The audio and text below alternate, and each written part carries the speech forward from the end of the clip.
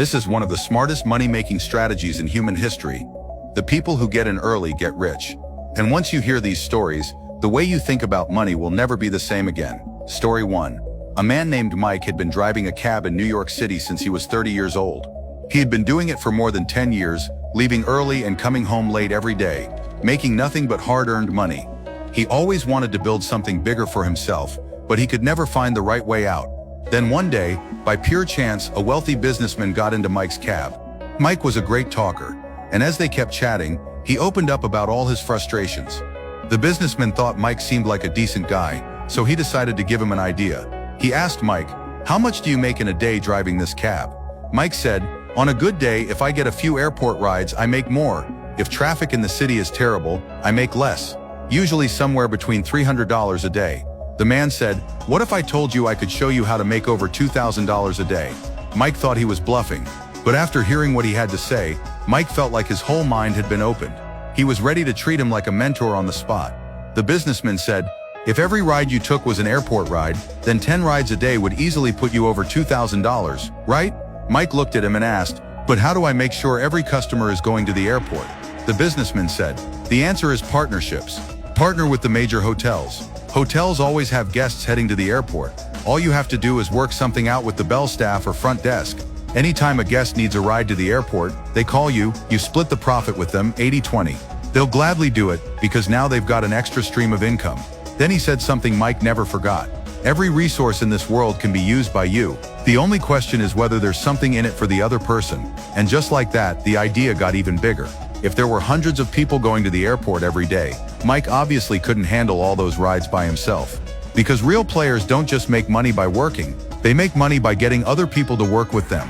So the businessman told Mike to recruit 100 other cab drivers, create an airport ride network, and dispatch the overflow rides to them. He would take his cut and they would still make more than they normally did. A lot of people would ask, why would the other drivers agree to that? But think about it.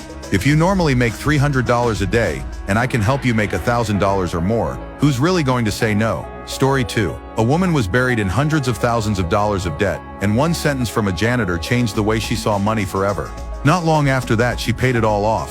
She said through tears, "For the last few years, every business I touched lost money. Every investment went bad. My boyfriend left me too." The janitor listened in silence for a while. Then he pointed at the mountain trail across from a tourist park and said, "Let me ask you something. If I made you go set up a business there, how would you make money?" The woman stood up, thought for a moment, and said, "I'd carry bottled water up the mountain and sell it to tired hikers at a markup." The janitor kept shaking his head and turned as if he was about to walk away.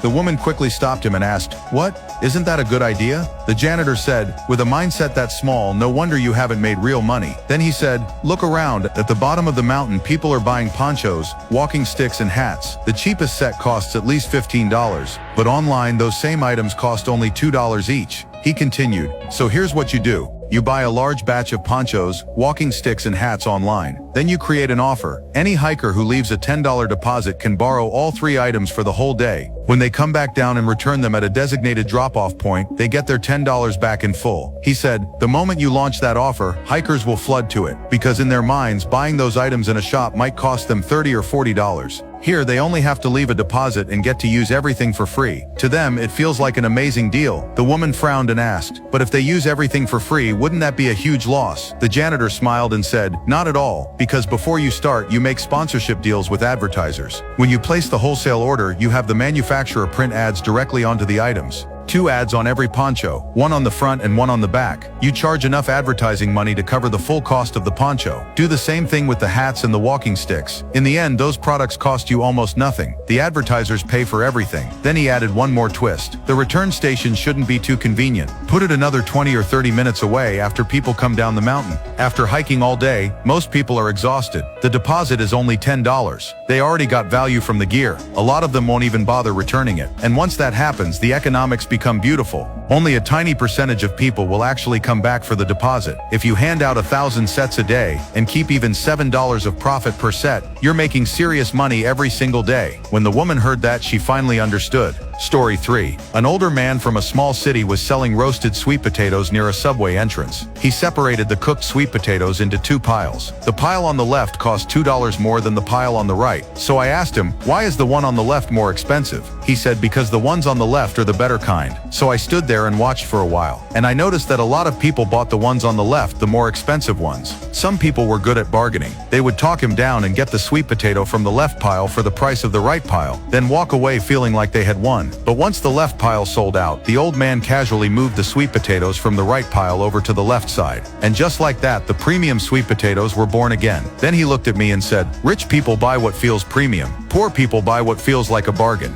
If you only have one pile, rich people can't tell what's special, and poor people can't tell what's cheap. They hesitate, and when people hesitate, they usually don't buy. But if you give them two piles, they'll almost always choose one of them." Then I asked him, "Where did you learn all these tricks?" The old man smiled and said, "I learned it all from this book, Make More Money. It's full of little-known, high-profit strategies. Barbershops making big money without relying on haircuts. Restaurants earning $100,000 a month without selling a single plate of food. Once you read this book, you'll realize making money is the easiest thing in the world. Get your business model right and the money flows to you automatically. If you want more money-making ideas, I strongly recommend you read Make More Money. A person's mindset is worth more than $1 million. If you want 2026 to truly be your fresh start, I urge you to read this book. It won't make you rich overnight, but it will teach you to think like a wealthy person. After reading it, you'll break out in a cold sweat. You'll realize your old way of thinking was chained down like you were locked in shackles. Every page opens a brand new window into how wealth really works. Just look at how strange today's world is. Many people don't even have jobs, yet they still live comfortably.